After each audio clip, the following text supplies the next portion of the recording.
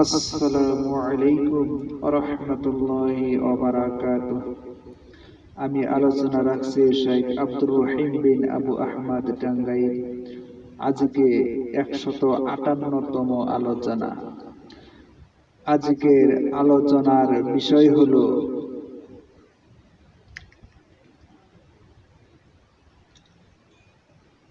স্ত্রী হলো তোমাদের শস্য ক্ষেত্র স্বরূপ। তোমাদের যেভাবে ইচ্ছা স্ত্রীদের নিকট গমন করো। এই আয়াতের শানে নজুল সহ আজকে আলোচনার বিষয়। ইহুদিরা বলতো যে স্ত্রীর পিছন দিক থেকে সহবাস করলে সন্তান টেরা চোখের হয়, বাঁকা দৃষ্টিওয়ালা হয়। তখন আল্লাহ তাআলা সূরা বাকারা 223 নম্বর আয়াতে বললেন যে স্ত্রী হলো তোমাদের শস্য ক্ষেত্রের মতো, যেভাবে ইচ্ছা সেভাবে গমন করো। যাই হোক, আজকের আলোচনা সহিহুল বুখারী 2য় খণ্ড আরবি 649 পৃষ্ঠা।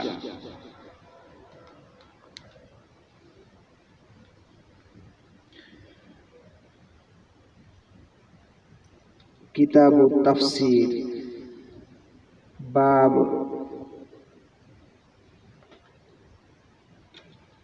قوله تعالى نساؤكم حرث لكم فأتوا حرثكم أنى شئتم। যথাক্রমে সহিহুল বুখারী আরবি বাংলা তাওহীদ পাবলিকেশনস, হাদিস নাম্বার 4528 নাম্বার। ইন্নাল হামদুলিল্লাহি ওয়াহদাহু ওয়াসসালাতু ওয়াসসালামু আলা মান লা নাবিয়্যা বা'দাহু আম্মা বা'দ। তো আলোচনার আগে কিছু ভূমিকা আছে, জরুরি বিষয়।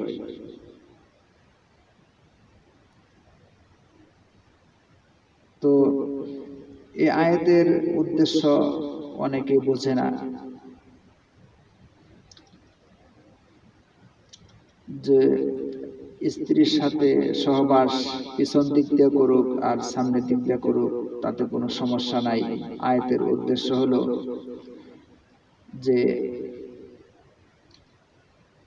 তো সহবাসের সামনে পিছনে কোনো সমস্যা নাই, এটা হলো উদ্দেশ্য। কিন্তু অনেকে ভুল বুঝে, পিছন দিক দিয়ে মানে অন্য রাস্তা দিয়ে সহবাস করা মনে করে। তো যারা শিক্ষার্থী এদের মধ্যে কিছু আছে, তারা ভুল বুঝে, লজ্জা শরমে শিক্ষকের কাছে প্রশ্ন করতে পারে না, আবার ধারণা করে যে অন্য জায়গা দিয়ে পিছনের রাস্তা দিয়ে মিলামিশা অনুমতি মনে করে। তো সহবাসের জায়গা একটাই, তো পিছ দিক দিয়ে হোক সামনের দিক দিয়ে হোক কোনো সমস্যা নাই। তো আপনারা ইশারায় বুঝে নেবেন।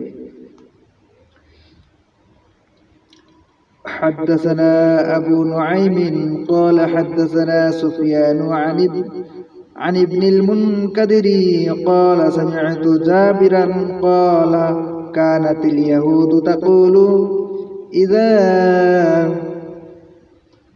جامعها من ورائها جاء الولد أحولا فنزلت نساؤكم حرث لكم فأتوا حرثكم أنى شئتم।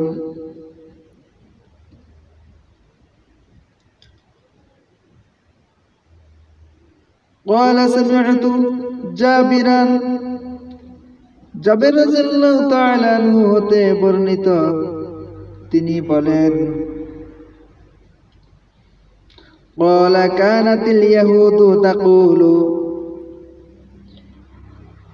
ইহুদিগণ বলতো ইযা জামাআহা মিন ওয়ারাইহা, যদি কেউ স্ত্রীর সাথে সহবাস করে পিছন দিক দিয়ে, যা আল ওয়ালাদু আহওয়ালা, তাহলে তার সন্তান জন্ম নিবে টেরা চোখওয়ালা। যখন ইহুদিরা বলতে লাগলো স্ত্রীর সাথে সহবাস যদি পিছন দিক দিয়ে হয়, তাহলে সেই সহবাসে যে সন্তান হবে সেটা টেরা চোখ বিশিষ্ট হবে, বাঁকা চোখ বিশিষ্ট হবে। মিন ওয়ারাইহা মানে পিছন দিক দিয়ে,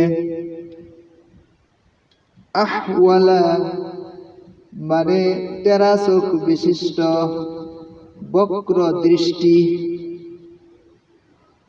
তো এই ইহুদিদের এই কথার প্রতিবাদে আল্লাহ তাআলা কোরআন মাজিদে আয়াত নাজিল করলেন, সূরা বাকারা 223 নম্বর আয়াত, নিসাউকুম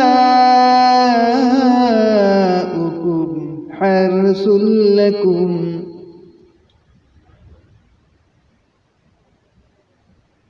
তোমাদের স্ত্রীগণ তোমাদের জন্য শস্য ক্ষেত স্বরূপ। ফাতু হারসাকুম আন্না শি'তুম, তোমাদের যেভাবে ইচ্ছে তোমাদের স্ত্রীদের সাথে তোমাদের স্ত্রীদের নিকট গমন করো। ফাতু হারসাকুম আন্না শি'তুম, তোমাদের যেভাবে ইচ্ছা স্ত্রীদের নিকট গমন করো।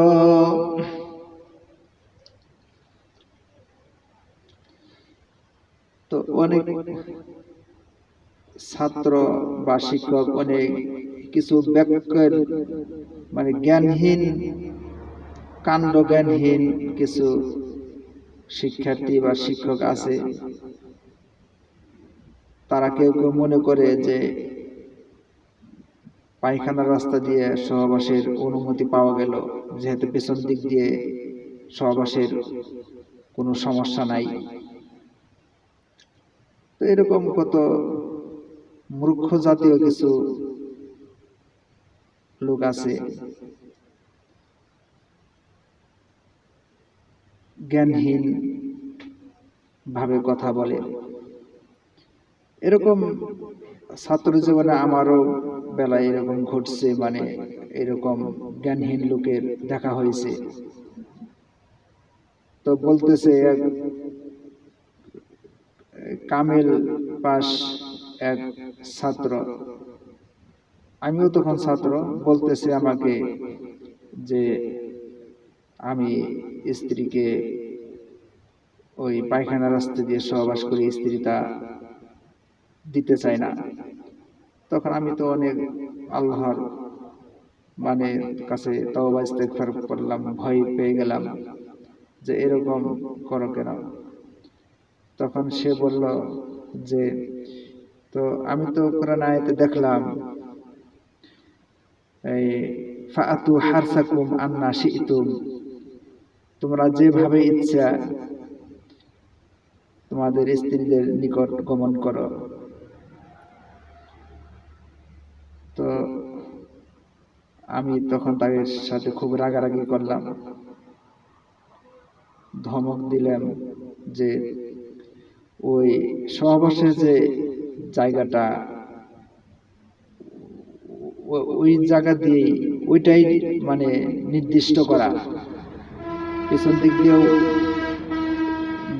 সহবাস করা যায়, সামনের দিক দিয়েও করা যায়, কিন্তু এটা তো পায়খানার রাস্তা, এটা এখানে উদ্দেশ্য না। এটা আয়াতে নাজিল হয়েছে ইহুদিদের কথার পরিপ্রেক্ষিতে। তখন সেও তওবা করলো আর কি। তখন থেকে মনে করেছিলাম যে আমি আলোচনা এই বিষয়ে রাখবো, যাতে অজ্ঞ মূর্খ স্বভাবের লোকেরা যেন এরকম ভুল ভ্রান্তিমূলক ধ্বংসাত্মমূলক যেন তাদের কার্যক্রম না ঘটে। যাই হোক, কোরআন মাজিদ যারা হাদিস দ্বারা বুঝবে না তারা তো সহজে পথভ্রষ্ট হয়ে যাবে, তাতে কোনো সন্দেহ নাই। তো যাই হোক, এই বিষয়ে আরো আলোচনা সামনে আছে। এখানে 3টি শাব্দিক অর্থ আছে। জামা মানে সহবাস করা, সঙ্গম করা। আহওয়ালা মানে টেরা চোখ বিশিষ্ট, বক্র দৃষ্টি। ওরা মানে পিছনে, পশ্চাতে, আড়ালে। তো এই বলে আমি সংক্ষিপ্ত আকারে শেষ করছি। সুবহানাকাল্লাহুম্মা ওয়া বিহামদিকা আশহাদু আল্লা ইলাহা ইল্লা আনতা আস্তাগফিরুকা ওয়া আতুবু ইলাইক। আসসালামু আলাইকুম ওয়া রাহমাতুল্লাহি ওয়া বারাকাতুহু।